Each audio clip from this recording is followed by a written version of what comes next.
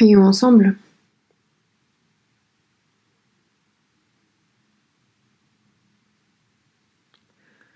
Dieu qui nous aime, notre Père,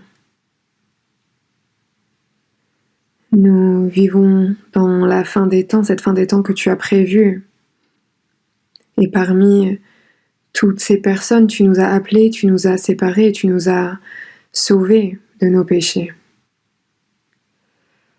Jusqu'à la fin de nos jours, que tu puisses nous aider à te servir, que nous puissions prêcher ton évangile et que nous puissions vivre pour toi, que nous puissions vivre dans la sainteté. Merci. Ce temps, tous les frères et sœurs ici ont été sauvés par ton sang précieux et nous sommes ici pour apprendre ta parole. Et nous sommes dans la communion également.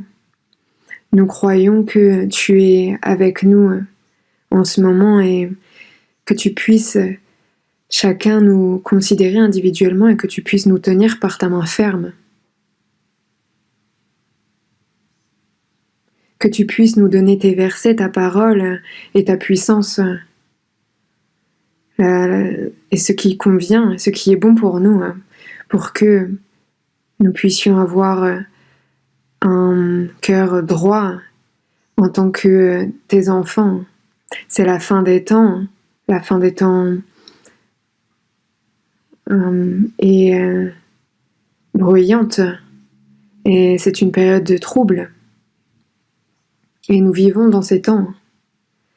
Et sans ta puissance, alors il est naturel pour nous de tomber, donc que tu puisses nous donner ta force et ta puissance pour que nous puissions garder notre cœur, que tu puisses renouveler notre cœur chaque jour, suivant ta parole, et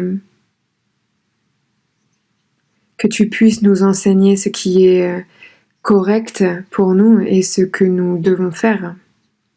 Nous prêchons ton évangile et il y a beaucoup de frères et sœurs qui, à l'étranger, prêchent ton évangile et ils sont dans les difficultés et dans les épreuves, que tu puisses les aider à être plus forts pour qu'ils puissent continuer à prêcher l'évangile et que beaucoup plus de personnes puissent être sauvées. À tous les frères et sœurs qui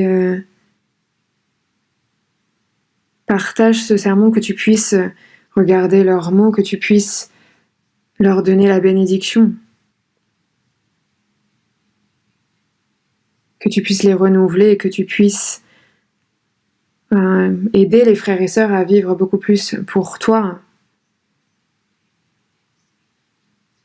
Tu nous donnes ta parole, la parole dont nous avons besoin chaque jour, que tu puisses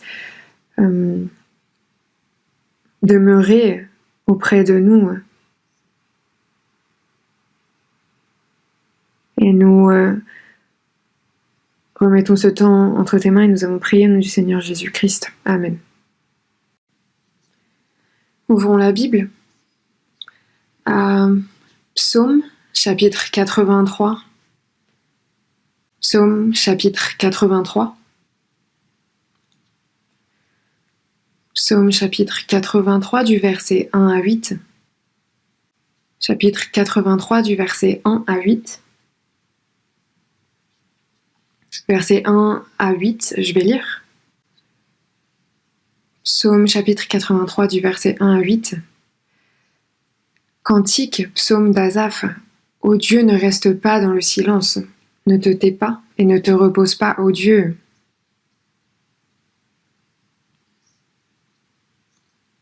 Car voici, tes ennemis s'agitent, ceux qui te haïssent lèvent la tête.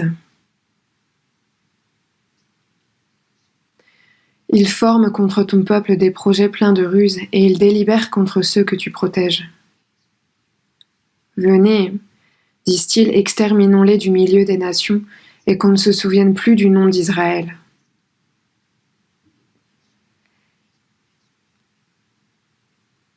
Ils se concertent tous d'un même cœur, ils font alliance contre toi. Les tentes d'Édom et les Ismaélites, Moab et les Agarénéens, Gébal, Ammon, Amalek, les Philistins avec les habitants de Tyr. La Syrie aussi se joint à eux, elle prête son bras aux enfants de Lot. Et les versets 12 et 13, je vais les lire car ils disent: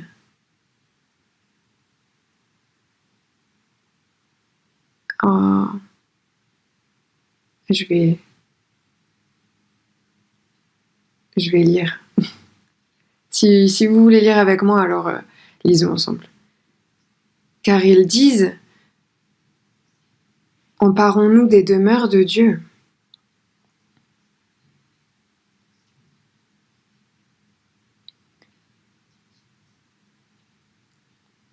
Mon Dieu rend les semblables au tourbillon, au chaume qu'emporte le vent.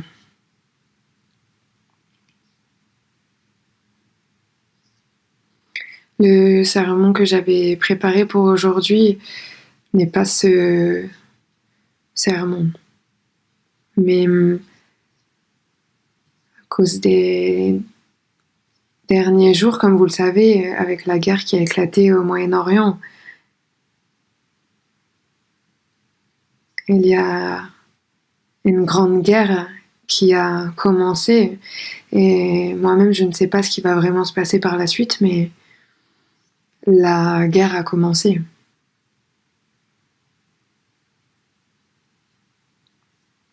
Et il y a le 7 de ce mois, le Hamas a attaqué Israël le jour du sabbat.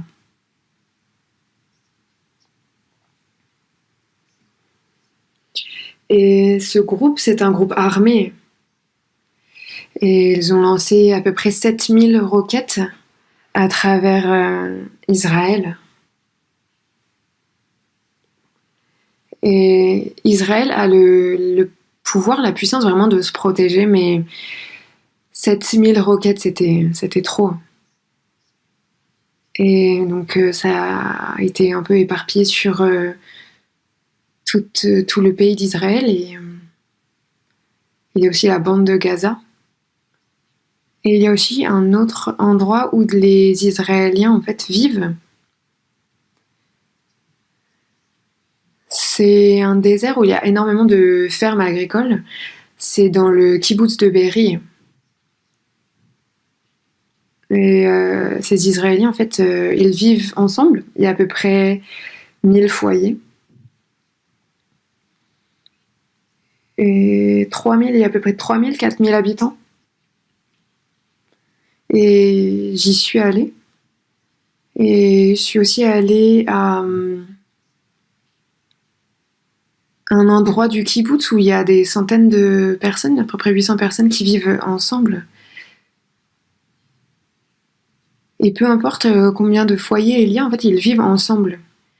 Et il y a énormément de fermes agricoles. Et c'est situé dans le désert. Et en fait, ils plantent énormément d'arbres et ils font de ce désert un endroit qui est vraiment vert. Et ils prospèrent là-bas, ils vivent vraiment dans de bonnes conditions. Et ça les satisfait. Et aussi, il y a un autre endroit appelé Moshav. Moshav, c'est aussi un endroit où il y a beaucoup de fermes agricoles. Et c'est tenu par des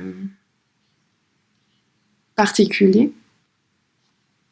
Et cet endroit de Moshav, en fait, il y a aussi beaucoup de fermiers.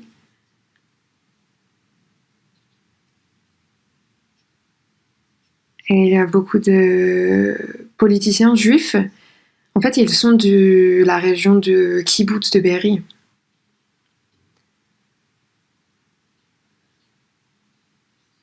Et il y a à peu près... Il y a plusieurs centaines de personnes qui étaient en train de célébrer un festival là-bas.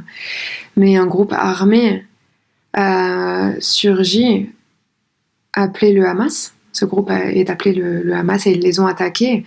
Et ils ont tué les personnes présentes là-bas. Et ils ont kidnapper certains d'entre eux et ils les utilisent comme des armes humaines. En fait, ils les ont kidnappés pour que ça soit un moyen, une arme pour se protéger. Et j'ai entendu aux informations hier qu'il y a à peu près 3500 personnes tuées, que ce soit des Israéliens à Gaza ou juste d'autres personnes à Gaza, ou d'autres personnes qui vivent en Palestine. En fait, 3500 personnes ont été tuées.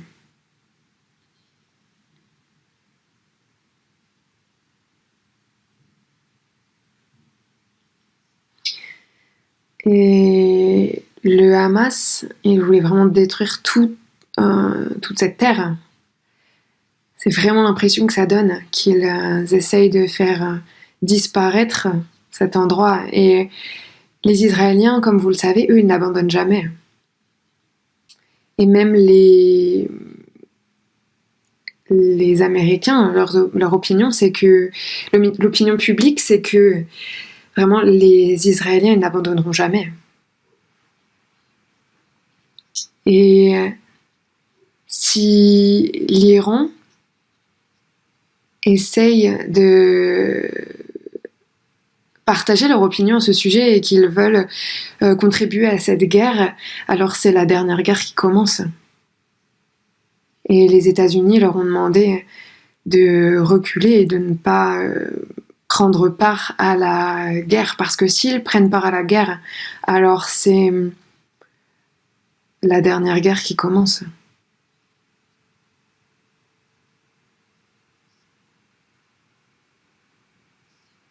Et la Syrie, le Liban, ils ont perdu leurs propriétés, ils ont perdu leurs terres.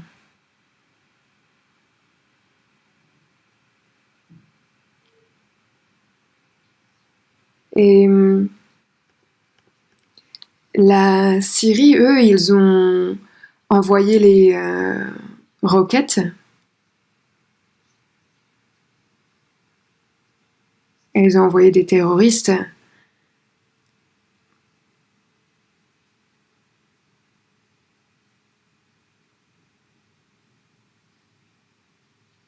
fait, j'ai entendu que ils avaient plus d'armes que le Hamas, et en fait, ils envoient leurs armes pour attaquer Israël. Et donc, tous ces pays, en fait, ils forment un groupe autour d'Israël et ils sont contre Israël. Et ils servent Allah, leur Dieu. En fait, ils ont créé un Dieu qui s'appelle Allah et donc ils servent Allah. Et ils croient que ce Allah est le créateur. Et ils prient à ce Allah. Et donc ils disent qu'ils reçoivent le Saint-Esprit de ce Allah. Et donc ils ont entendu une voix comme quoi ils devaient attaquer Israël.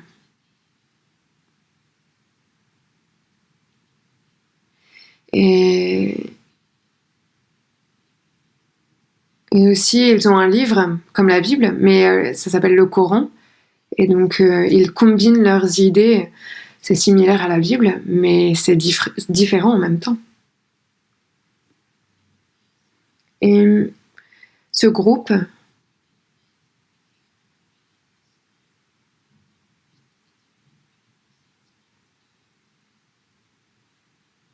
en fait, il représente à peu près 20%, à peu près 1,6 milliard de musulmans sur la Terre. Il y a à peu près 1,6 milliard de musulmans sur la Terre. Et cette religion n'est pas seulement une religion, mais c'est également... l'islam, c'est aussi très politique. Et ils sont toujours contre Israël. Ils sont ennemis des Israéliens.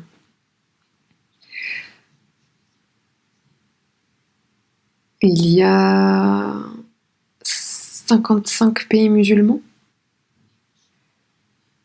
Ils ont un but commun. Un but commun, et ce but commun, c'est de faire de ce monde un monde qui croit en l'islam, qui croit en leur Dieu, et ils sacrifient leur vie.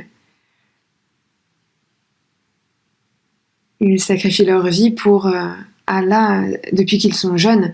Et depuis qu'ils sont jeunes, ils sont entraînés pour faire face à la guerre.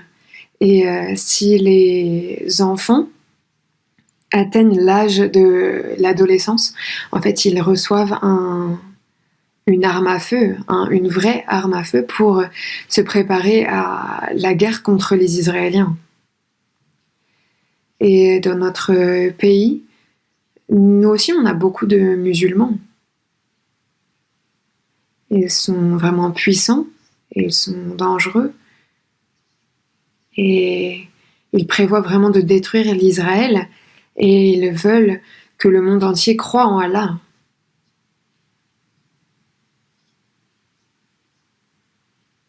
Et donc, que ça soit au niveau de la religion ou de la politique,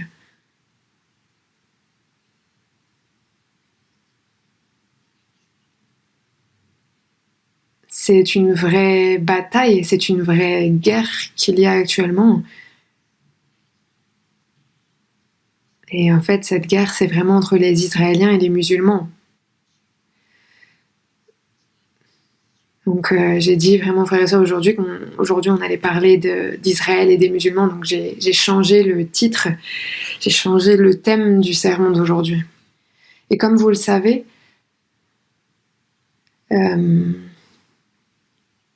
donc dans la Bible, Psaume chapitre 83, celui qu'on a lu, c'est à propos d'Israël. Et vous connaissez l'histoire de l'arche de Noé et la famille de Noé.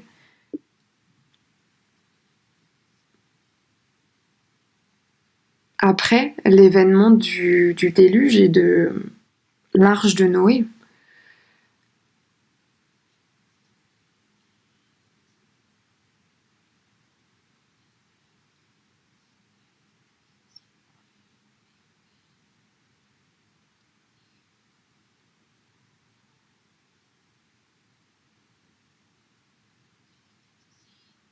vous pouvez voir dans la Bible qu'après cet événement, à peu près 500 ans après, il y a un endroit qui est appelé Shinar, ou Shinéar, suivant les versions de la Bible. Shinéar. Et donc, en fait, ils vivent dans ces plaines, et ils vivent là-bas, et ils créent un royaume, et ils nomment ce royaume Babel, et donc c'est à partir de ce moment-là qu'ils construisent la tour de Babel. Et dans Psaume, il est dit « L'Éternel, du haut des cieux, regarde les fils de l'homme pour voir s'il y a quelqu'un qui soit intelligent, qui cherche Dieu. » Et il y a des milliers de personnes qui sont nées, qui donnent la vie, mais ils cherchent cette image de Dieu, ils ont le cœur à chercher Dieu, ils ont l'esprit pour chercher Dieu, mais ils cherchent l'image de Dieu. Parce que les hommes, ils sont religieux. Et si vous allez près des océans, des rivières, des montagnes, vous pouvez voir l'image de Dieu à travers ses créations.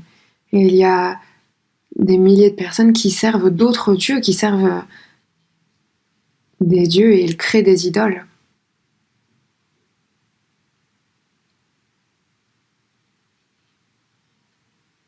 Et à Shinéar, là où ils ont construit la tour de Babel,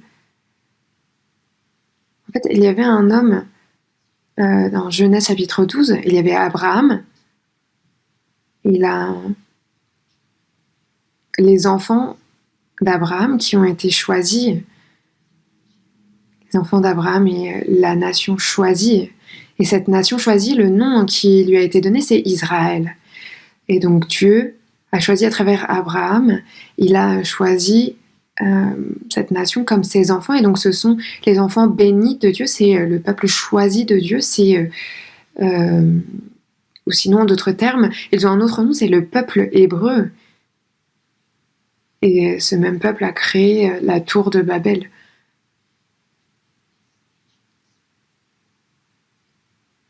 Et cette nation, ce pays, ce peuple, en fait, ils existent encore jusqu'à aujourd'hui. Les Hébreux, donc les Israélites,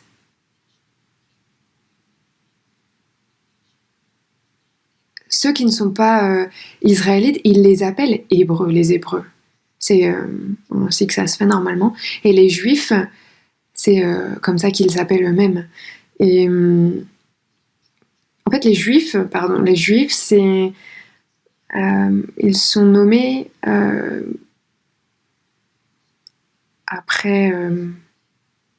d'après l'histoire. En fait, les Juifs, c'est de la tribu de Juda. Les Juifs, c'est de la tribu de Juda.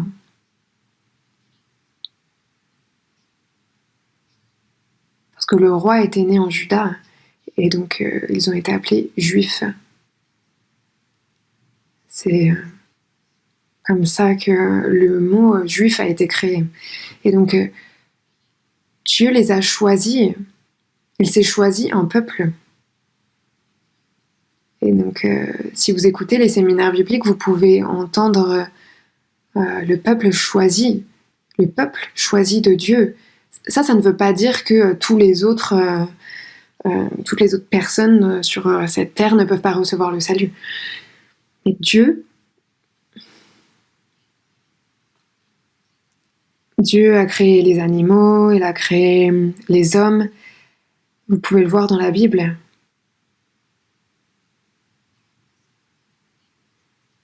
Et il y a cette force invisible qui est décrite dans la Genèse. Et Dieu dit que si on regarde à la création de Dieu, on peut voir sa puissance. Et c'est une force invisible, mais qui est puissante, mais qui est visible à travers cette nation. Et il les a créés. Et il nous donne l'eau, il donne de la nourriture. Et c'est ainsi que les hommes peuvent survivre. Et ça aussi, c'est une force invisible. Il fournit, il donne tout ce dont les hommes ont besoin. Il donne les rayons du soleil, il donne la pluie, il donne tout ce qui est nécessaire à sa propre création. Et pas seulement ça. Il fournit également, il donne les âmes. Donc nous avons une âme, mais nous sommes pécheurs, et pour ça il nous a envoyé Jésus-Christ. Il nous aime. Et il y a ce jugement après la mort, mais Dieu ne veut pas que nous allions en enfer. C'est pourquoi il a envoyé son Fils unique sous la forme d'un homme. Et il n'avait aucun péché. Et à la place des pécheurs, là où les hommes devaient mourir pour les sauver, Dieu a envoyé son Fils unique qui est mort pour nous et il nous a sauvés. Et c'est ainsi que le salut a été propagé à travers le monde et qu'on a reçu le salut. Et c'est pourquoi nous sommes sauvés et c'est pourquoi nous pouvons entrer dans le royaume des cieux. Et donc le but de la création des Israéliens, le but de ce peuple choisi, c'est pour connaître la nature de Dieu. Si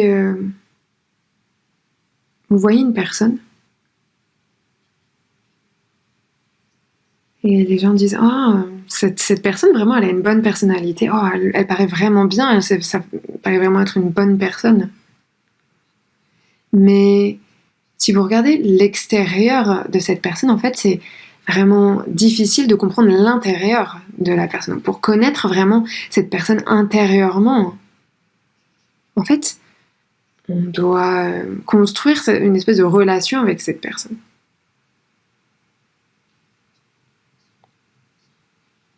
Ce que je veux dire, c'est que le fait qu'ils soient le peuple choisi par Dieu ne fait pas d'eux les seules personnes aimées par Dieu. Ils nous montrent juste qui nous sommes et ils nous font comprendre qui est Dieu. Ils nous font comprendre qui est Dieu vraiment profondément et spécifiquement.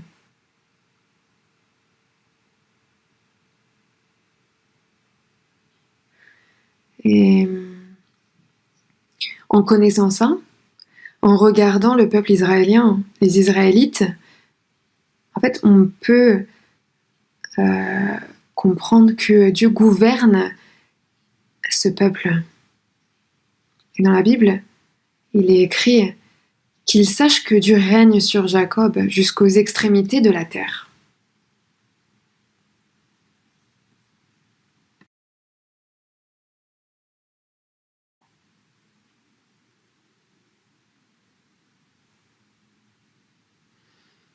Donc les Israélites ont été choisis par Dieu. Et quand Abraham vivait encore sur cette terre, il y avait aussi l'Égypte. L'Égypte, à ce moment-là, c'était une nation vraiment puissante. Et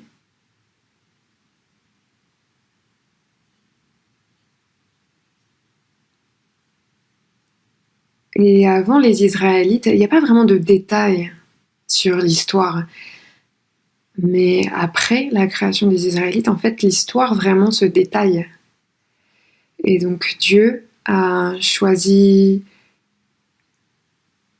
Moïse pour qu'il aide le peuple israélite et qu'il les fasse sortir d'Égypte. Et dans la Bible,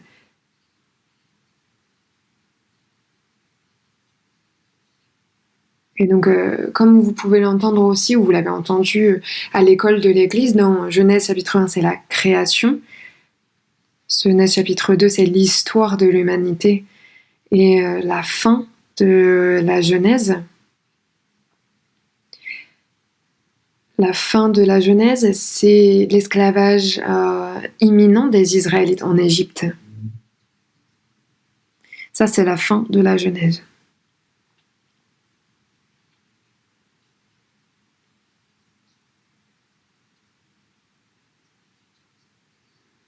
Donc l'histoire de l'Égypte. Et donc on voit ça à travers les différentes histoires de la Bible. En fait, tous les récits en fait coïncident. Et à partir de Rome, il y a des écrits, des récits écrits. Aussi, on peut voir des prophéties.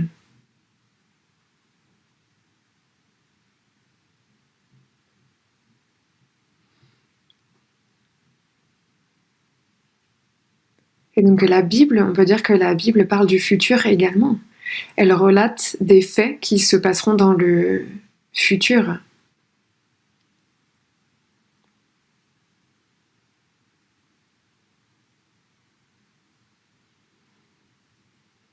Et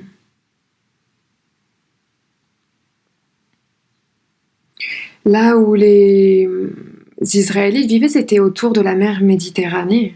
Et c'est là où il y avait c'est au milieu de la terre.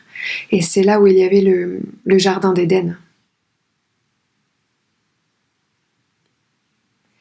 C'est là où il y avait le jardin d'Éden au milieu du globe. Et donc les Israélites, ils vivent au centre de la terre. Et dans Ézéchiel chapitre 38, verset 12, il est écrit « Et occupant les lieux élevés du pays ».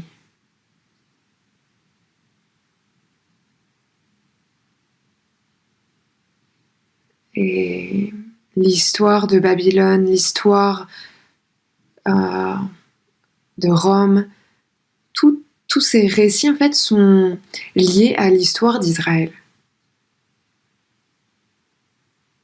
L'histoire de Rome, Babylone, toutes ces histoires, toutes ces nations sont liées à Israël, mais ce qui est vraiment surprenant, c'est que tout est lié autour d'Israël. Israël est au centre.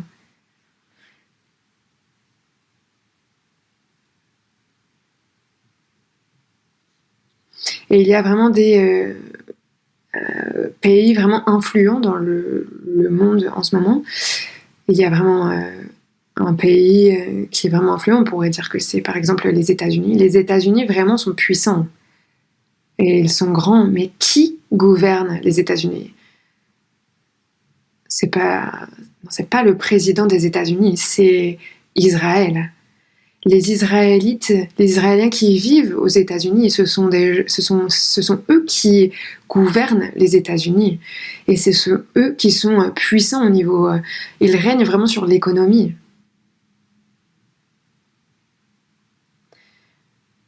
Et l'économie, c'est vraiment important pour un pays.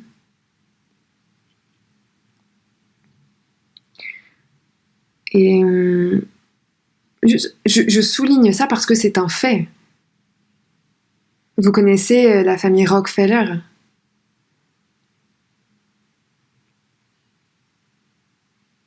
Cette famille-là est vraiment puissante.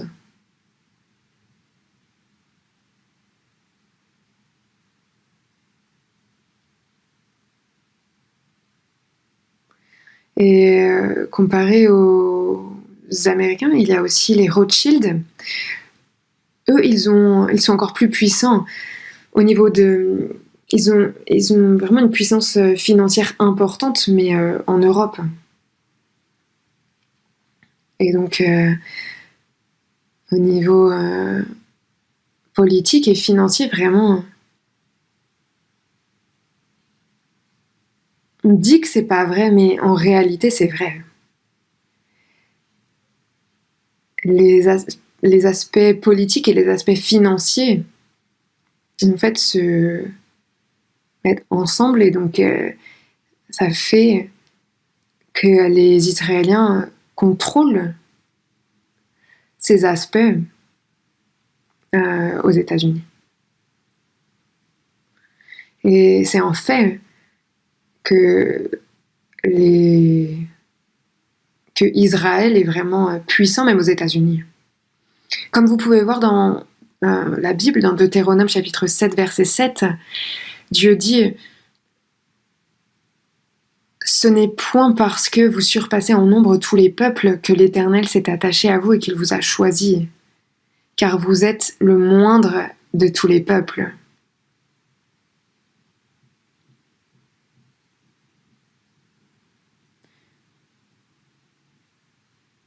Dieu a choisi Abraham et il gouverne sur ses enfants pendant à peu près 4000 ans.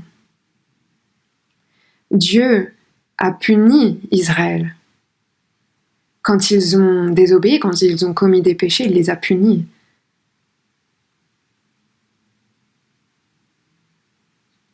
Et Dieu a toujours châtié. Il a toujours puni Israël. Comment, de quelle manière a-t-il choisi de les punir ? Il a toujours choisi d'utiliser les nations alentours pour les attaquer. Il a toujours utilisé les pays voisins pour les attaquer.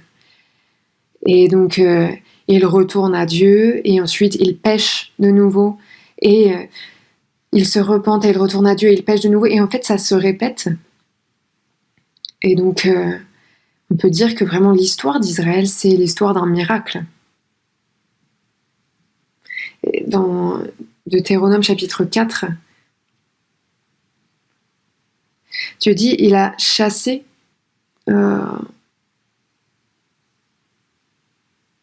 devant toi des nations supérieures en nombre et en force.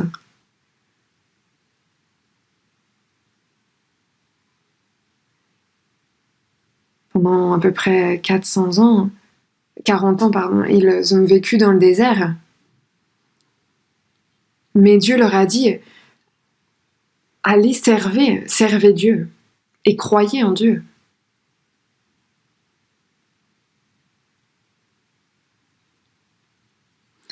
Et aussi, lorsqu'il vivait en Égypte, il y a eu les 10 plaies.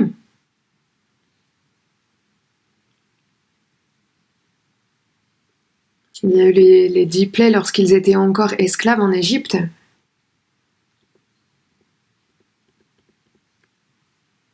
Et la dernière plaie, la 10e plaie, c'était la mort des premiers-nés. Et cette histoire est écrite, ce récit est écrit dans l'Exode. Et quand je suis allée en Israël,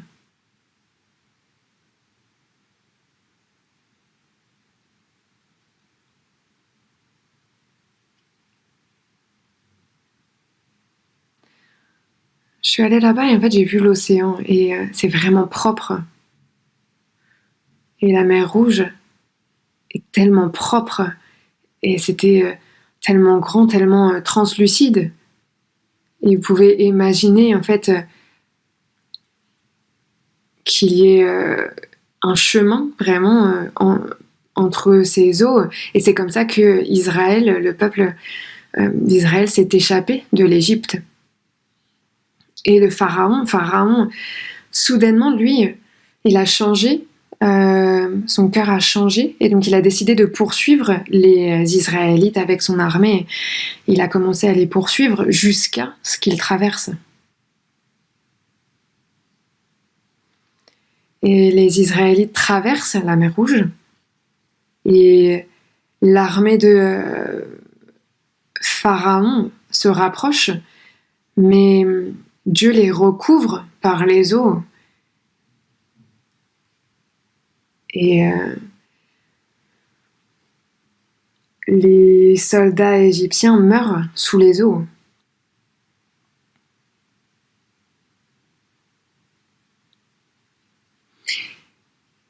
Et imaginez un peu, au niveau scientifique, juste de voir, en fait, de comprendre comment ces eaux ont été séparées en deux.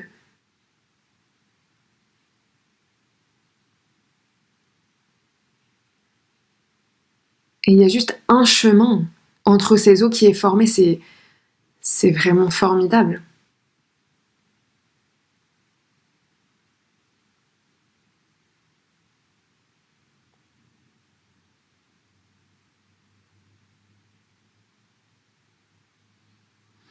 Et puis, plus tard,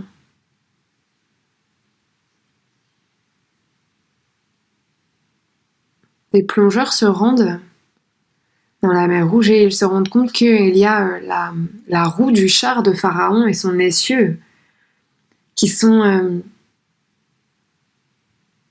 la roue du char de Pharaon et son essieu, en fait, sont couverts de corail.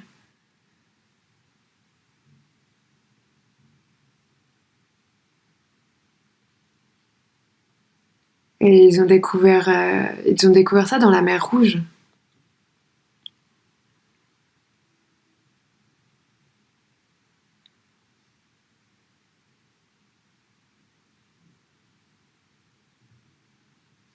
Et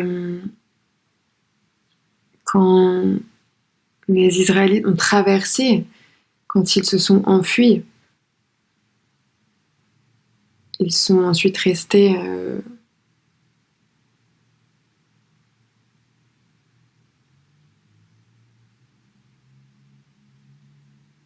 en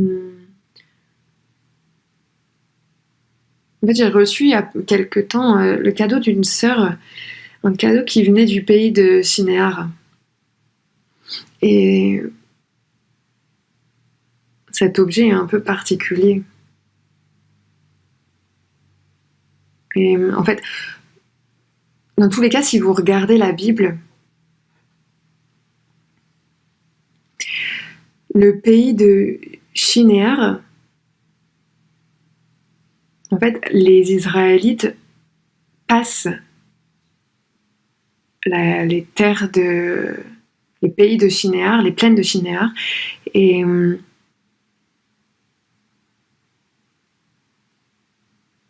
ils ont été esclaves pendant à peu près 400 ans en Égypte, et donc ils s'échappent. Et ensuite, ils vivent dans le désert pendant 40 ans.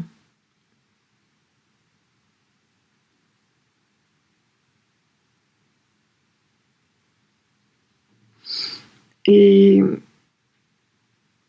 ils envoient... En fait, ils voulaient rentrer sur le pays de Canaan, mais avant ça, ils envoient 12 espions, 12 hommes, et ils les envoient pour explorer le pays de Canaan. Et cet endroit, ce pays, il y avait des hommes vraiment qui semblaient vraiment forts. Et ils sont revenus, ils ont dit être effrayés, et ils ont dit en fait on doit retourner en Égypte, c'est pas possible.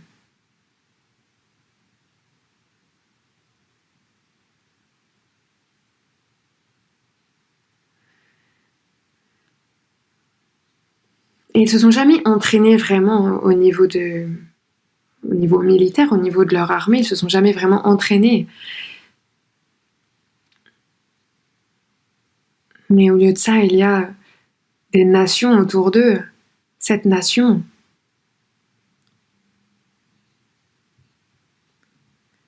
Qui vivent dans le pays de Canaan, et en fait, ils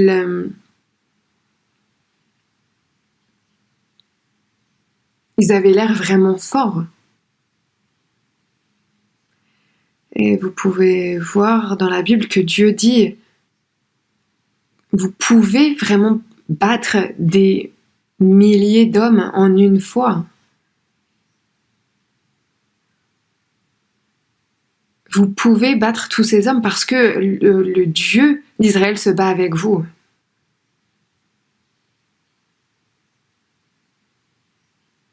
Et à partir de ce moment-là, le peuple d'Israël a toujours gagné. Et Dieu, lorsqu'il veut les punir ou les châtier, il utilise les nations voisines. Mais lorsque Dieu les rétablit, alors aucune nation, aucun pays ne peut battre Israël.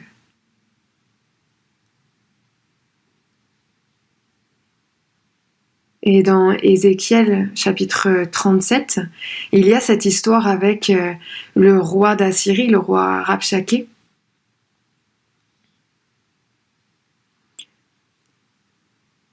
Il y a le roi Ézéchias.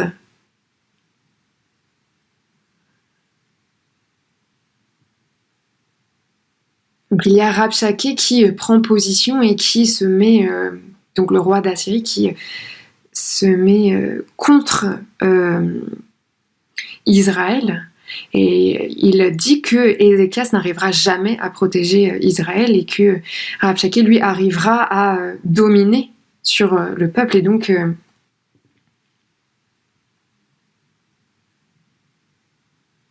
Ézéchias, lui, il reçoit une lettre et il demande à Dieu d'incliner son oreille et d'écouter. Et Ésaïe lui dit de ne pas s'inquiéter, donc il reçoit la lettre. Ésaïe lui dit de ne pas s'inquiéter car Dieu les protège et il frappera le camp des Assyriens. Et c'est ce qu'il a fait. Et donc 185 000 hommes ont été encerclés puis frappés par Dieu. Ça, c'est écrit dans Ézéchiel chapitre 37. Et donc toutes ces personnes sont mortes. Et ces histoires se sont répétées et répétées encore à travers l'histoire d'Israël. Quand des personnes sont contre Dieu, alors quand ils sont contre Dieu, ils reçoivent la punition. Mais Dieu les aide toujours à obéir de nouveau à Dieu, et puis il envoie Jésus. Et si on regarde dans l'Ancien Testament, on peut voir qu'il y a cette promesse. Quel genre de promesse? C'est que, la première promesse, c'est que le but, Jésus vient, le but est de mourir pour lui, de mourir sur la croix, qu'il offre en tant qu'offrande. Et qu'il vainc Satan et que toutes les nations puissent croire en Dieu afin que Dieu puisse les sauver. Et l'autre but, c'est que dans la fin des temps, Dieu promet que Israël sera rétabli. Et Dieu dit que cette nation sera belle, aussi belle que le paradis, ou comme le royaume de Milan.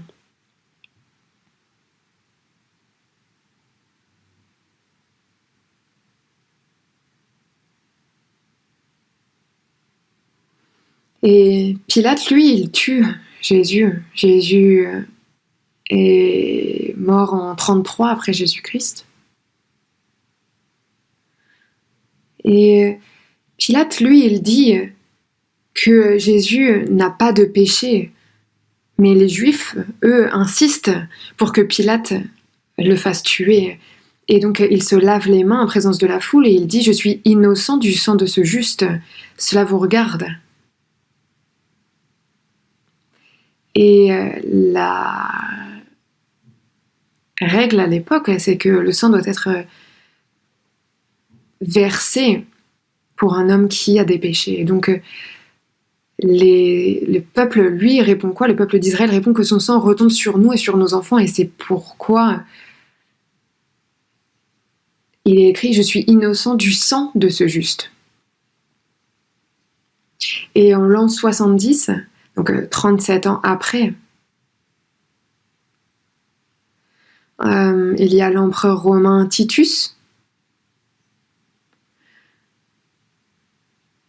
En fait, à Rome, il attaque le peuple d'Israël et il les tue vraiment brutalement et il les disperse à travers le monde. Et ensuite, le temple de Jérusalem a été brûlé. Et puis, pendant à peu près 1900 ans, le peuple d'Israël a vraiment grandement souffert. Et la raison à cela, c'est parce qu'ils ont dit que son sang retombe sur nous et sur nos enfants.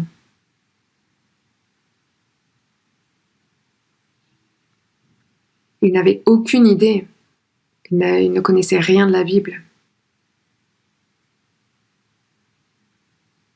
Et à ce moment-là, Titus, lui, a tué les Israélites. Et des milliers d'Israélites ont été dispersés à travers le monde.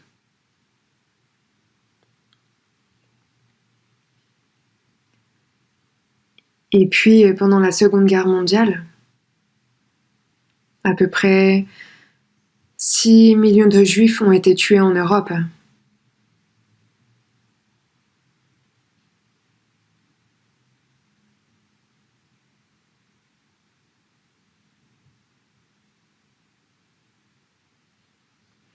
Et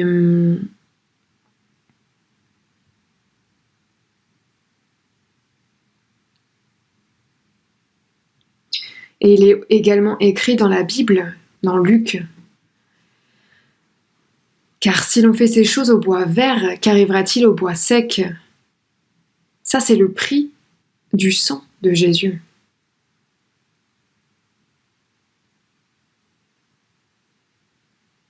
Et donc pendant 2000 ans, les Israélites ont été punis, ils ont été détruits. Et Dieu a dit dans la Bible, « Car si l'on fait ces choses au bois vert, qu'arrivera-t-il au bois sec ?»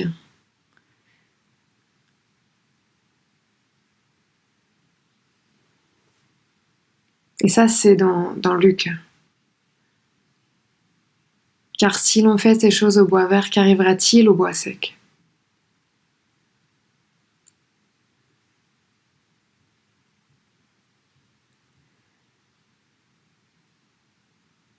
Il n'y a pas de...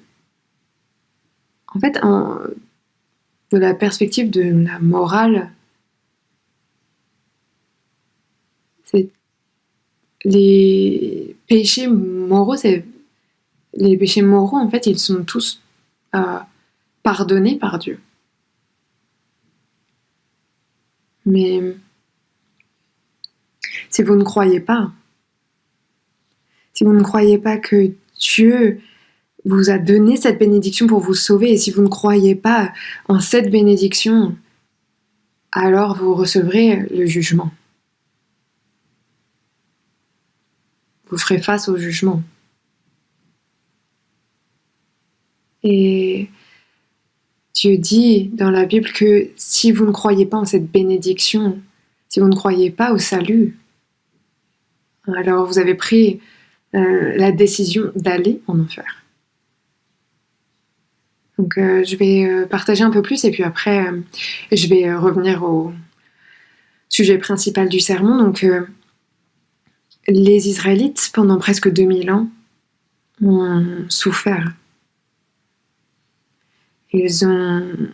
Leur nation a été détruite parce qu'ils ont rejeté le sang de Jésus, mais il a promis qu'il reviendrait.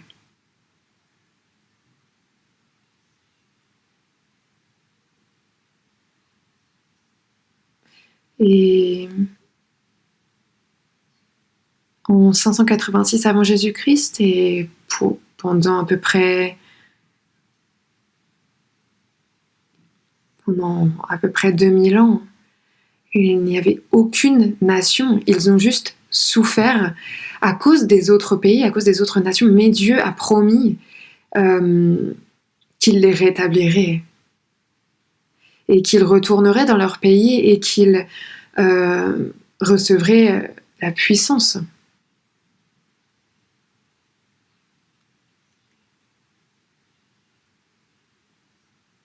Et en 586 avant Jésus-Christ, et pendant à peu près quelques centaines d'années, c'est ce qui s'est passé, mais 70 ans, il y a à peu près 70 ans, le 14 mai 1948,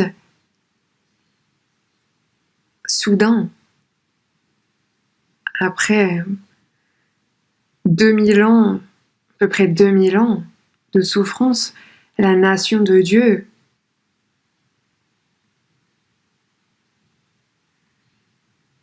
en fait, ils ont été rétablis, la nation d'Israël a été rétablie.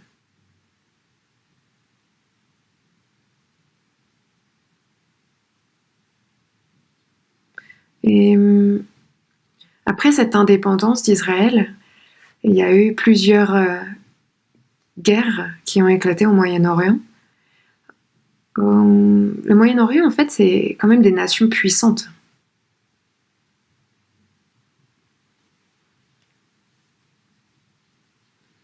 Et ça fait aucun sens que ce petit pays puisse battre ces grands pays.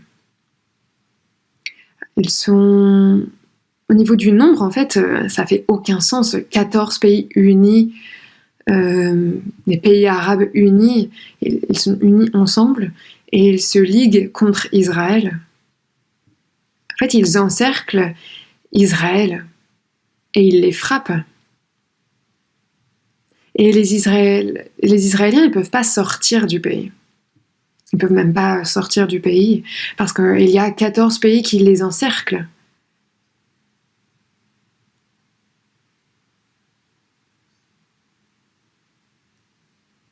Et donc, ils sont à peu près 10 fois plus grands que le pays d'Israël. En fait, ils les attaquent. Et c'est la guerre. Même s'ils sont 10 fois plus grands que ce tout petit pays d'Israël.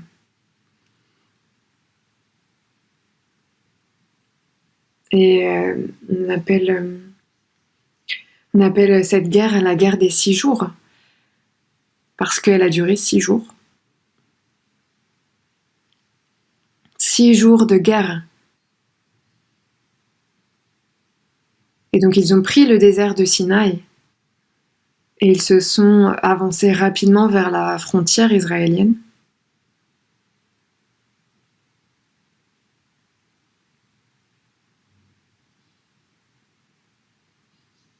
Et donc ils les atteignent. Les ennemis atteignent Israël Mais Israël, eux, arrivent à conquérir le plateau du Golan. Et le monde entier était surpris. Et en fait, ils gagnent comme ça. Et donc, ils gagnent contre ces 14 pays. Et ces pays ont perdu énormément. Et Israël, comparé à eux, n'a pratiquement rien perdu. Mais ces 14 pays ont perdu énormément. Et Dieu dit, ça a été fait par moi, en mon nom. Il le dit.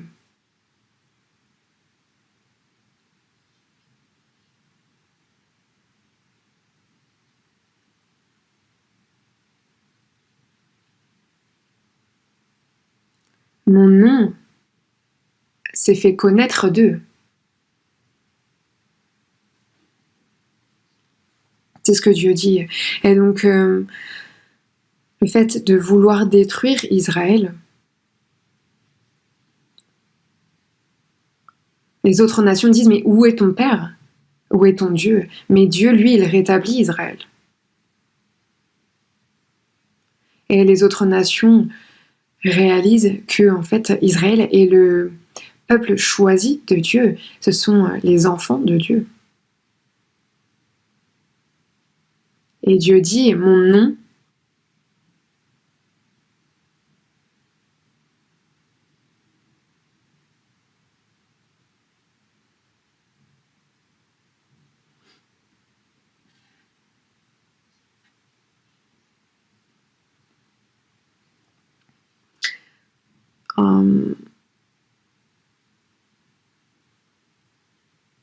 Dieu, en fait, décide de rétablir Israël parce que son nom a,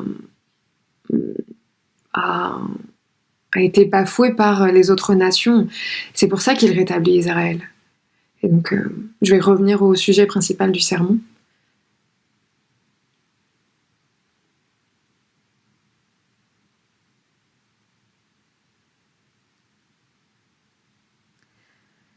Au jour du sabbat,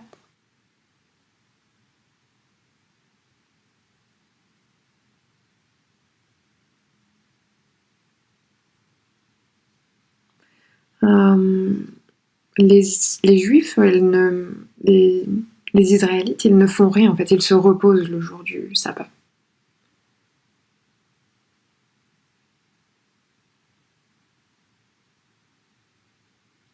Et,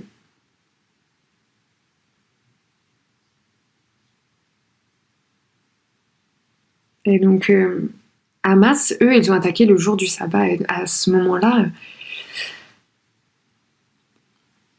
en fait, il y a une femme assez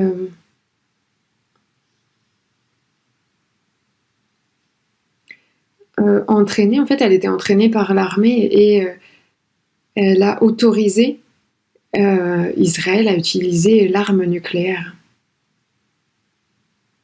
Je me suis dit vraiment, Hamas, eux, ils veulent vraiment détruire Israël.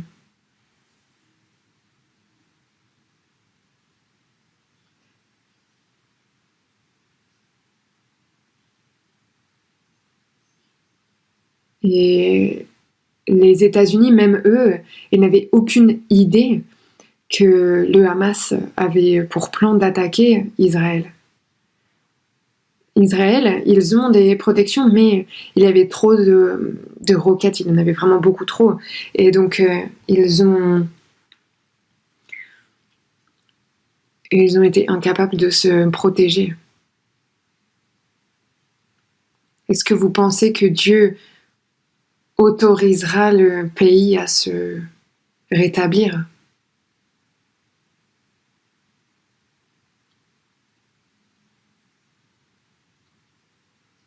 Après l'indépendance d'Israël,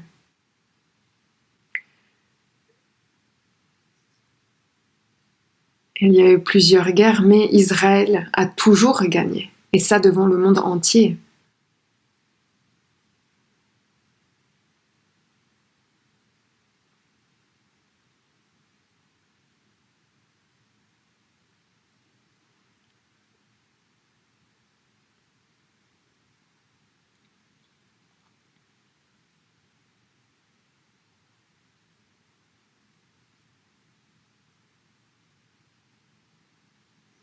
Et un autre cas, c'est l'Ukraine contre la Russie. Ça fait 1 an et demi qu'ils se battent, que la guerre a été déclarée, que la guerre a commencé. Et on pensait tous que ça allait durer quelques heures, mais en fait, ils sont toujours en guerre, même aujourd'hui, même encore aujourd'hui. Et tout le monde pensait que l'Ukraine était moins puissante et qu'elle allait perdre contre la Russie.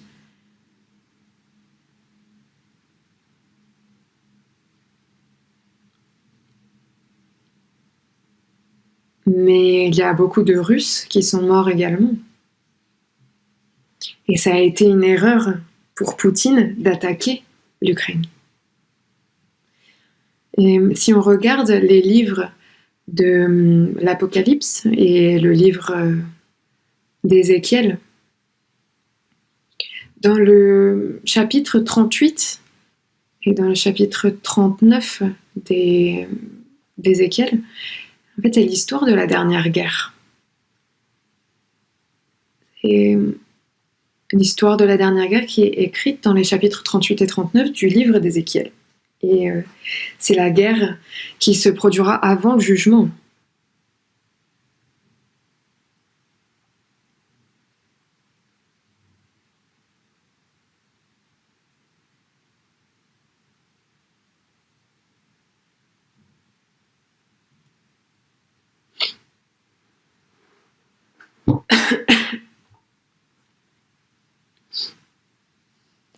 Donc si vous regardez la Bible, en fait, ils ont leurs propres armes, mais ils seront tués par leurs armes, par leurs propres armes.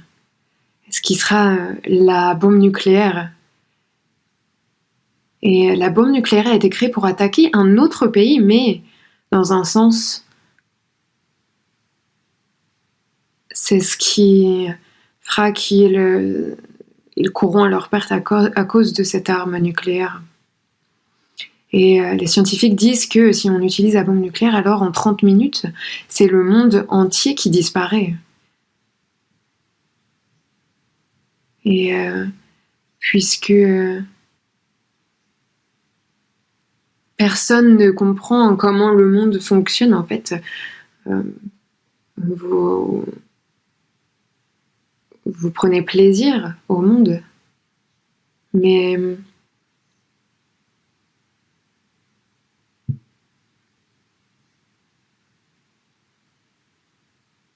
je vais vous partager ça. Vous pouvez voir que 3500 personnes sont mortes, que ce soit en Israël et en Palestine.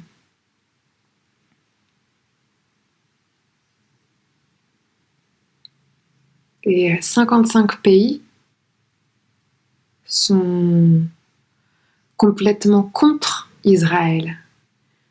Et ils sont musulmans. Donc, ça ne veut pas dire que le monde dit... On ne peut pas dire simplement cette guerre, c'est contre Israël, ou alors c'est contre les musulmans. C'est une guerre vraiment qui est contre Dieu.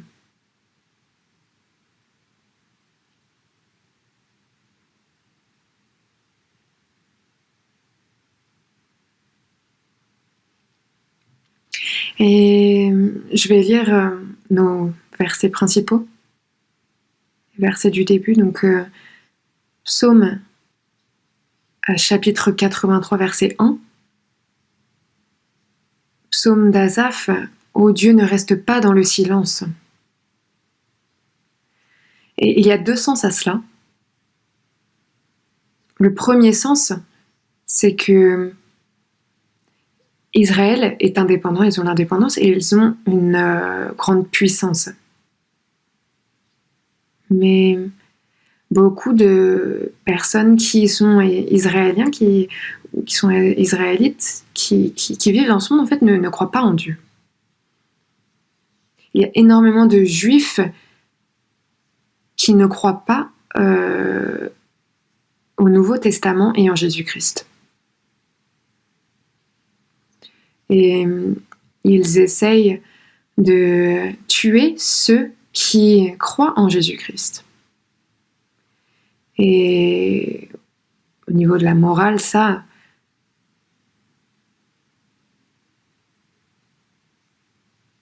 fait, c'est corrompu. Ils sont corrompus.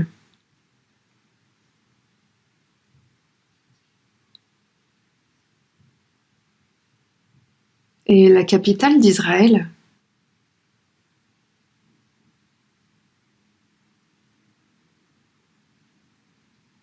en fait, l'attaque qu'il y a eu à Israël, c'est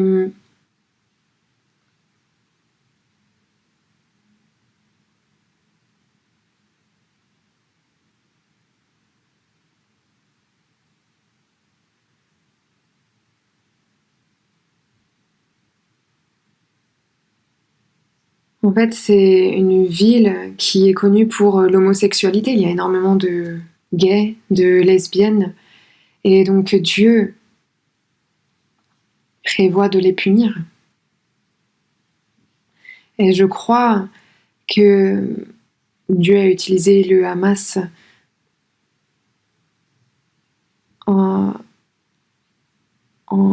pour attaquer Israël parce qu'ils ont désobéi.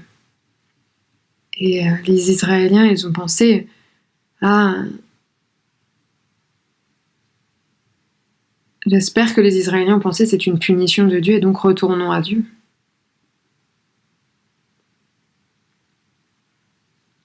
Et Dieu aussi ne laisse pas les pays qui attaquent Israël vivre dans la paix, parce que Dieu ne garde pas le silence. Parce qu'il est écrit vraiment, ne reste pas dans le silence. Et ces paroles ont été écrites il y a 3000 ans. Mais cette histoire c'est une prophétie et ça parle de ces temps, les temps actuels. Verset 2. Car voici tes ennemis s'agitent, ceux qui te haïssent lèvent la tête.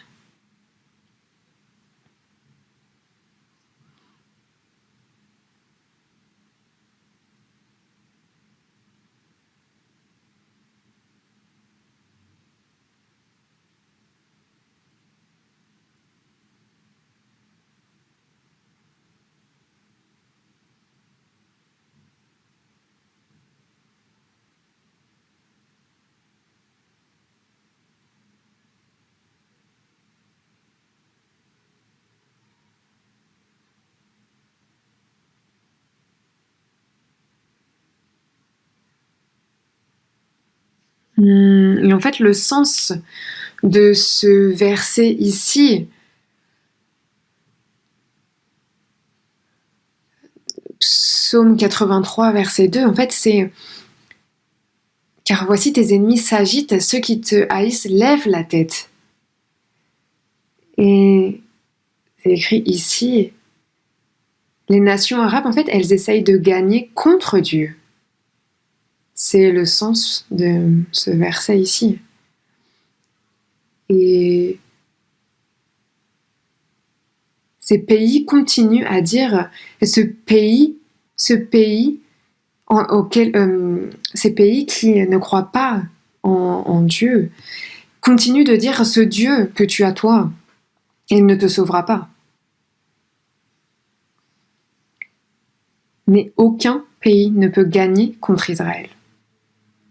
Et dans Zacharie, chapitre 12, verset 2, il est écrit « Voici, je ferai de Jérusalem une coupe d'étourdissement pour tous les peuples d'alentour et aussi pour Juda, dans le siège de Jérusalem. » Et Psaume, chapitre 82, verset 3, « Rendez justice aux faibles et à l'orphelin. Faites droit aux malheureux et aux pauvres. »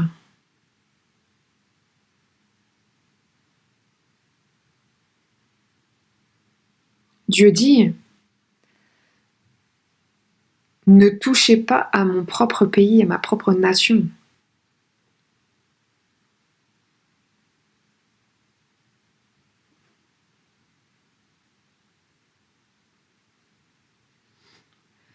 Donc Israël,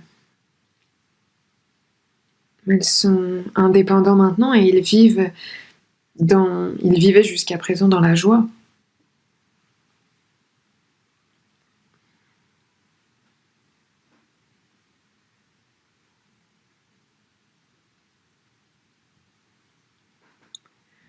Et pourquoi les Américains aident Israël?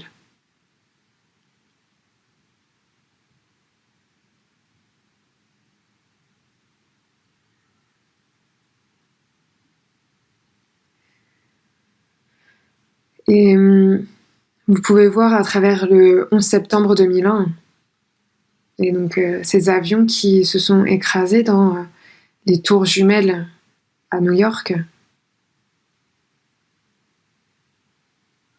Qui était le président à ce moment-là? Qui était le président des États-Unis à ce moment-là? C'était George W. Bush. Et Bush,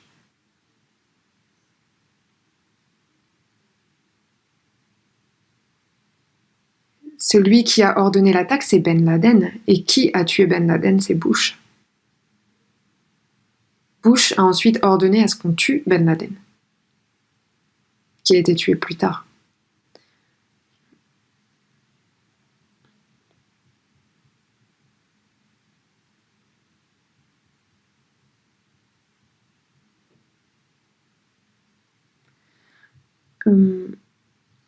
Et si vous pouvez voir,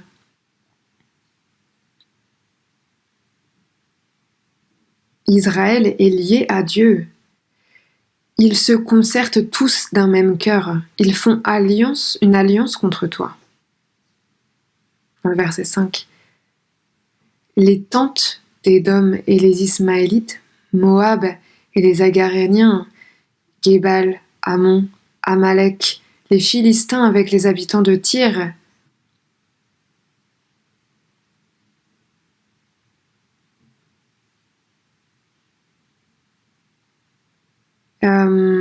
Agar, c'est le nom d'un endroit, et Gébal et Ammon, c'est en Syrie. Et les Philistins, c'est en Palestine. Et Tyr,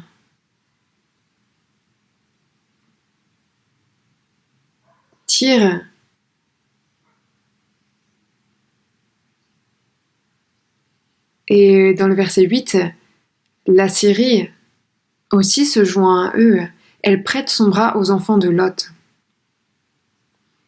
Tous ces pays, ce sont les nations arabes et ils prévoient d'attaquer Israël. Et j'étais vraiment surpris quand j'ai vu ces versets parce que ces versets ont été écrits il y a 3000 ans. Voyons le verset 12. Car ils disent: emparons-nous des demeures de Dieu.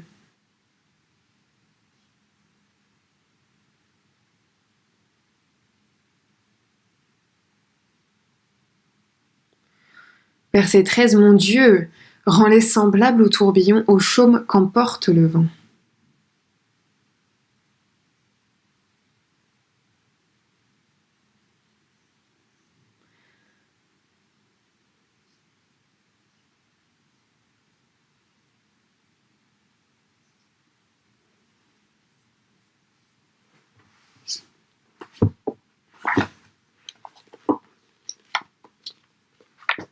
Jusqu'au verset 16.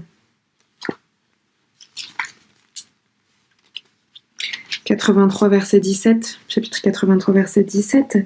Couvre leur face d'ignominie afin qu'elles cherchent ton nom, ô Éternel, qu'ils soient confus et épouvantés pour toujours, qu'ils soient honteux et qu'ils périssent, qu'ils sachent que toi seul, dont le nom est l'Éternel, tu es le Très-Haut sur toute la terre.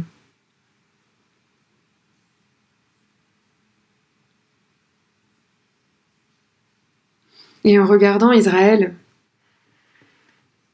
ils vont réaliser que Dieu y est, que Dieu est avec eux. Voyons dans Psaume chapitre 59, verset 13. Psaume chapitre 59, verset 13. Détruis-les dans ta fureur, détruis-les et qu'ils ne soient plus. Qu'ils sachent que Dieu règne sur Jacob jusqu'aux extrémités de la terre.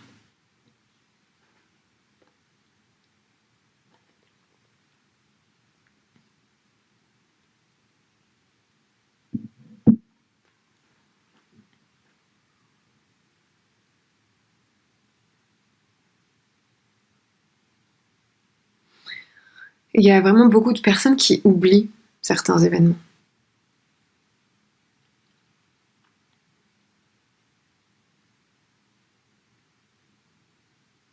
Et, et donc ils attaquent encore. Ils attaquent une nouvelle fois. Allons à Ézéchiel, chapitre 38. Ézéchiel, chapitre 38. Chapitre 38, c'est un verset vraiment important. Ce sont des versets vraiment importants. Verset 1. Chapitre 38, verset 1. La parole de l'Éternel me fut adressée en ces mots. Fils de l'homme, tourne ta face vers Gog, au pays de Magog, vers le prince de Roche, de Méchec et de Tubal, et prophétise contre lui. Tu diras, ainsi parle le Seigneur l'Éternel, voici j'en veux à toi, Gog, prince de Roche, de Méchec et de Tubal.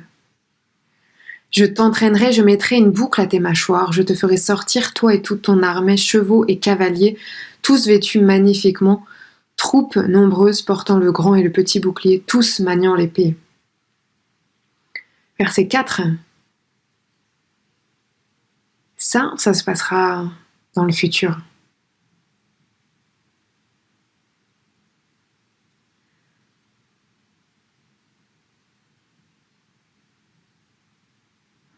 En fait, les Russes, on les appelle Roches. La Russie, c'est Roche. Et Magog et Tubal. Alors, Méchec et Tubal.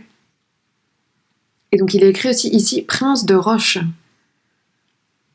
Méchec et Tubal. Ils sont contre Dieu. Ils sont contre les Israéliens.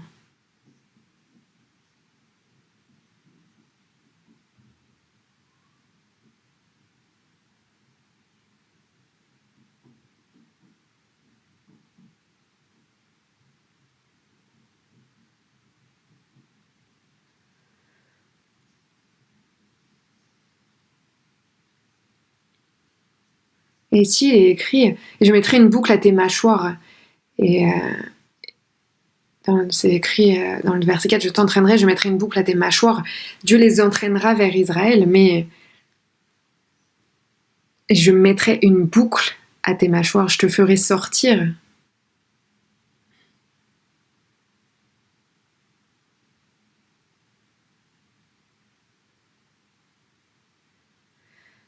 Et il est écrit aussi « Toi et toute ton armée, chevaux et cavaliers ».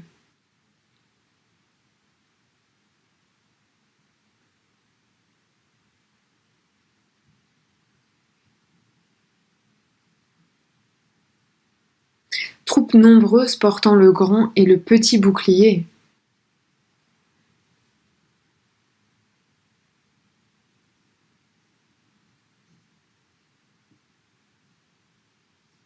Et donc tous vêtus magnifiquement, troupes nombreuses portant le grand et le petit bouclier.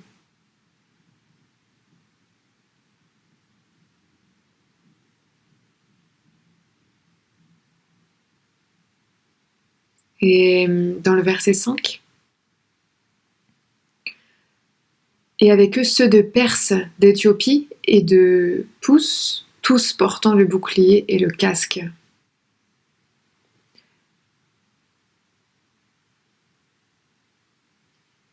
Et donc Perse, leur nom, le nom du pays a changé en 1935. Ensuite l'Éthiopie. Et puis on parle de la Libye ici aussi. Et Gomer.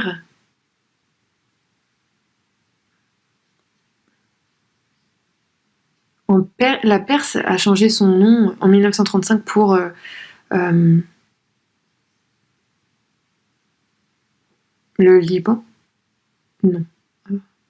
La Syrie. Et Togarma.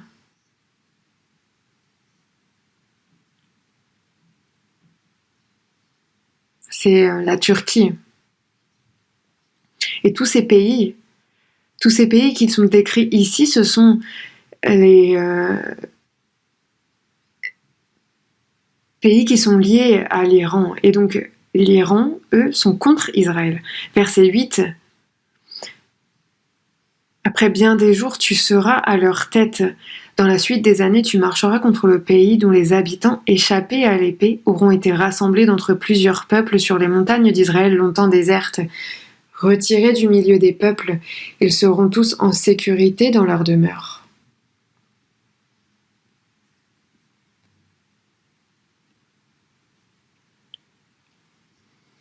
Ce pays n'avait aucune pluie, aucune eau, il n'avait rien. Le pays était vraiment désert. Le pays d'Israël était vraiment désert. Il y avait vraiment même pas un arbre. C'était un désert.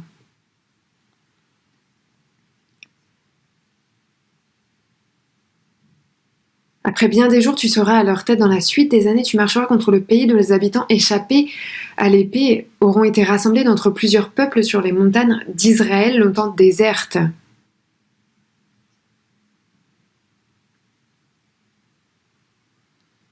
Et il y a à peu près 70 ans, cette nation, ce pays, tout ce qui était désert s'est transformé en quelque chose de vert.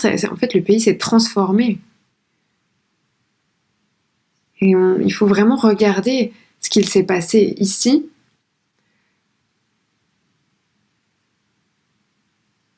Auront été rassemblés d'entre plusieurs peuples sur les montagnes d'Israël longtemps désertes et retirés du milieu des peuples, ils seront tous en sécurité dans leur demeure. Ils vivent vraiment bien.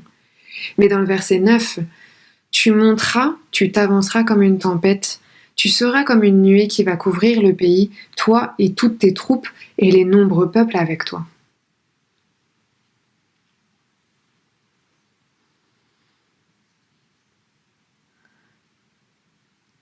Vous pouvez voir là, les roquettes en fait sont tombées comme la pluie, comme une tempête. C'est venu comme un moment vraiment, une tempête vraiment sombre. Comme une tempête, comme un énorme nuage. Ça fait peur, n'est-ce pas? Et dans le verset 11, tu diras, je monterai contre un pays ouvert, je fonderai sur des hommes tranquilles, en sécurité dans leur demeure, tous dans des habitations sans murailles et n'ayant ni verrou ni porte.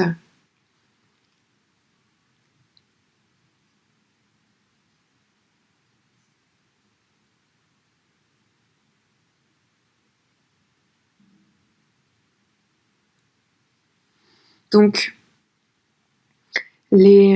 Israël n'avait pas de frontières, pas de porte.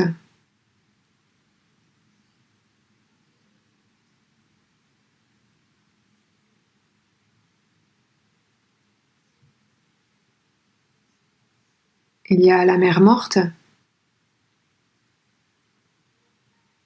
Et en fait, ça consomme énormément de minéraux et de ressources. Mais Israël,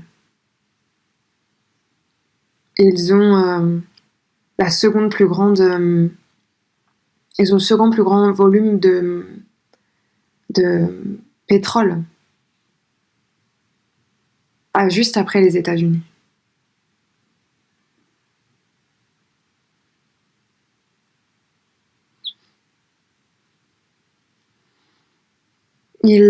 Mais ils essayent de prendre ce pays parce qu'ils ont beaucoup de minéraux, ils ont beaucoup de ressources. De quel pays on parle ici?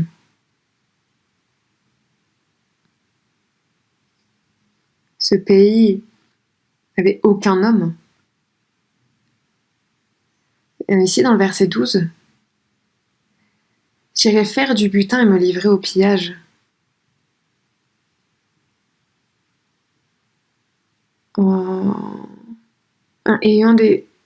Sur un peuple recueilli du milieu des nations, ayant des troupeaux et des propriétés, et occupant les lieux élevés du pays. Et occupant les lieux élevés du pays.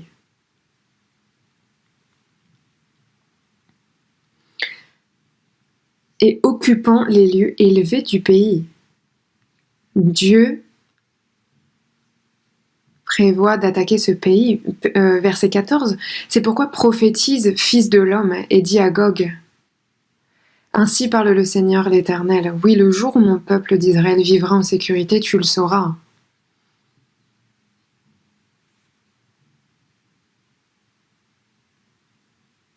Et verset 15, alors tu partiras de ton pays des extrémités du septentrion, toi et de nombreux peuples avec toi, tous montés sur des chevaux, une grande multitude, une armée puissante. Tu t'avanceras contre mon peuple d'Israël comme une nuée qui va couvrir le pays. Dans la suite des jours, je te ferai marcher contre mon pays, afin que les nations me connaissent, quand je serai sanctifié par toi sous leurs yeux au Gog.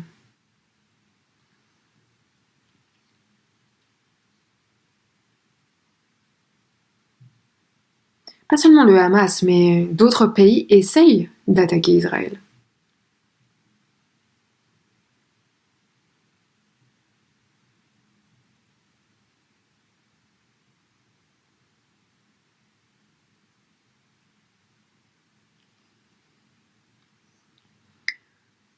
Et dans la suite des jours, en fait, ce que Dieu a prévu, le plan de Dieu vraiment se rapproche de nous.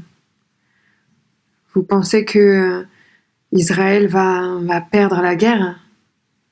Vous pensez qu'elle va perdre bientôt, mais non.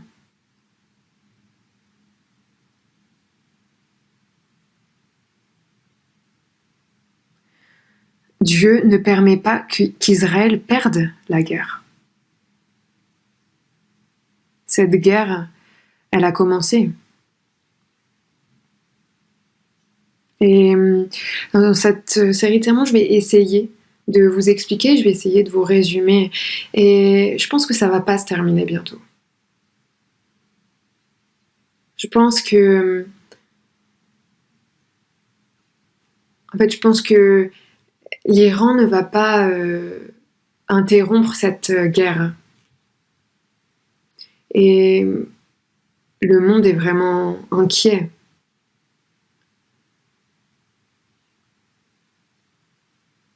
Si ça se passe au Moyen-Orient, alors qu'est-ce qui va se passer?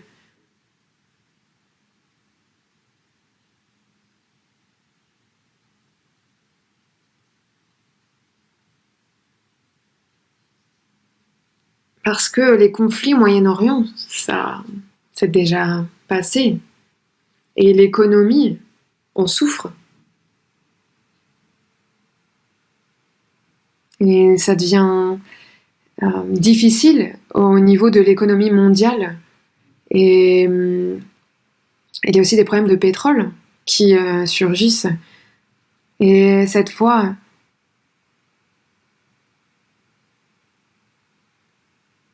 alors, si l'Iran vraiment s'immisce, il y aura des problèmes au niveau du pétrole. Mais il y aura soudainement, dans la fin des temps, une paix soudaine. Une paix soudaine qui va arriver.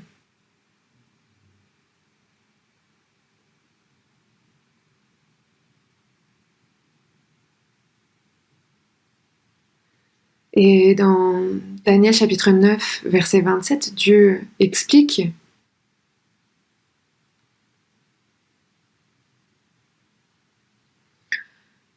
qu'il y aura 7 ans de paix. C'est une fausse paix. Avant ces 7 ans, Dieu, il y aura l'enlèvement. Et nous serons enlevés. Et pendant la dernière guerre, donc Dieu nous prendra avant. Il prendra tous les chrétiens sauvés, tous les chrétiens nés de nouveau, et nous serons ressuscités avant le jugement par le feu. Dieu prendra les chrétiens sauvés. Et on ne restera pas sur cette terre avant la dernière guerre. On sera sauvés et on sera enlevés avant la dernière guerre. Et ça pourrait arriver cette nuit.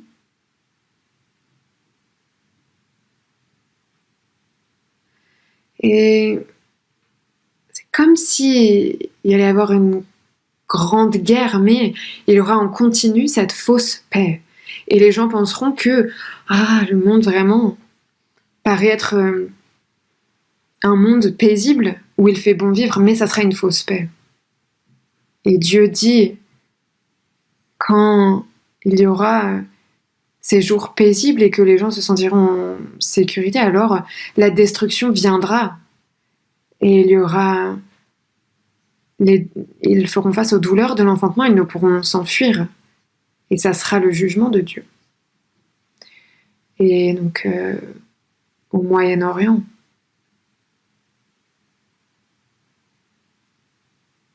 il y aura une paix soudaine, comme un arrangement pendant 7 ans, comme un arrangement, comme un accord.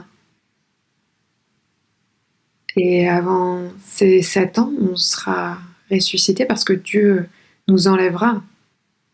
On sera ressuscité. Et nous serons enlevés.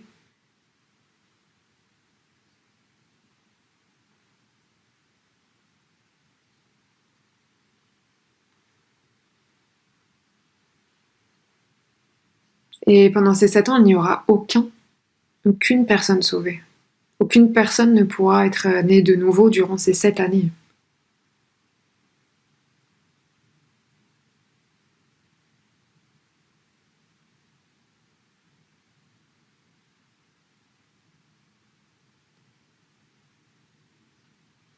Et il y a beaucoup d'Israéliens qui ne retourneront pas dans leur pays. Mais quand ils décideront de retourner dans leur pays, alors il y aura la paix au Moyen-Orient.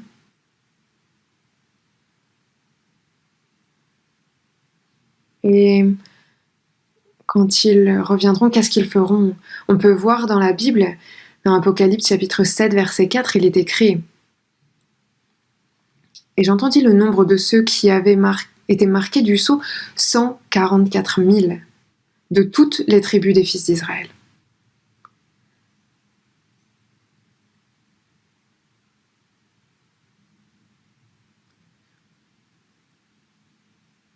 Donc pendant les 3 premières années et demie, il y aura des personnes de la tribu des fils d'Israël qui seront sauvées, et puis les 3 années et demie d'après, le temple de Jérusalem sera reconstruit, ça sera terminé. Et ensuite, le monde sera vraiment surpris. Et puis, il y aura l'Antéchrist. Et ils serviront un Dieu, mais un faux Dieu, un Dieu qui ne sauve pas.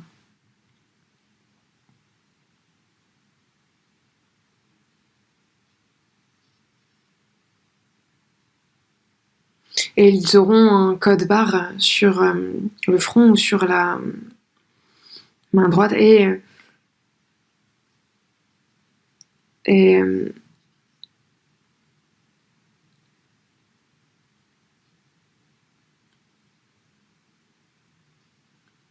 et 144 000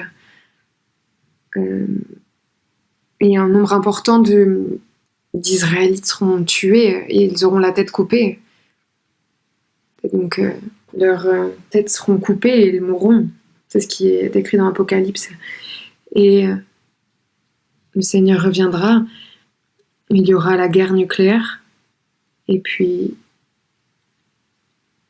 ce monde sera recréé comme une nouvelle terre qui sera préparée pour comme le royaume des cieux pendant 1000 ans. Donc, ce sera le royaume de 1000 ans et Jésus régnera sur ce royaume de 1000 ans. Et c'est pour ça qu'on appelle ce royaume le royaume de 1000 ans. Et on n'a aucune idée de qui y entrera.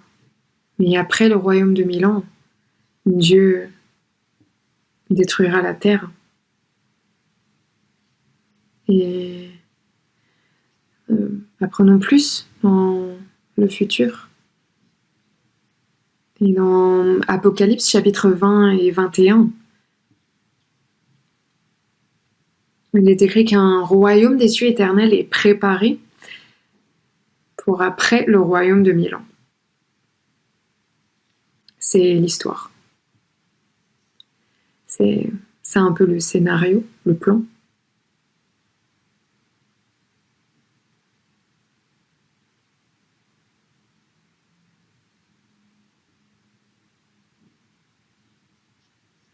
Et en regardant ce qui se passe au Moyen-Orient, certainement, pour avoir bientôt le second avènement, n'ayons pas peur, mais apprenons plus, prions. Dieu, merci, et toi qui as prévu cette fin des temps, et nous savons grâce à la Bible que cela se passera. Merci de nous aider à réaliser que c'est la vérité. Et en ce temps, enseigne-nous quel genre de personnes nous devons être, soit avec nous chaque jour, et que ceux qui n'ont pas encore reçu le salut puissent être sauvés. Et nous savons que tu reviens bientôt. Aide-nous jusqu'à ce moment et guide-nous jusqu'à ce moment. Et il y a des gens vraiment puissants qui sont contre nous. Ceux qui attaquent Israël, ils ont vraiment des armées, ils pêchent contre les chrétiens. Et que tu puisses garder les chrétiens, que tu puisses les garder en sécurité, que tu puisses nous garder en ta puissance, nous avons prié au nom du Seigneur Jésus. Amen.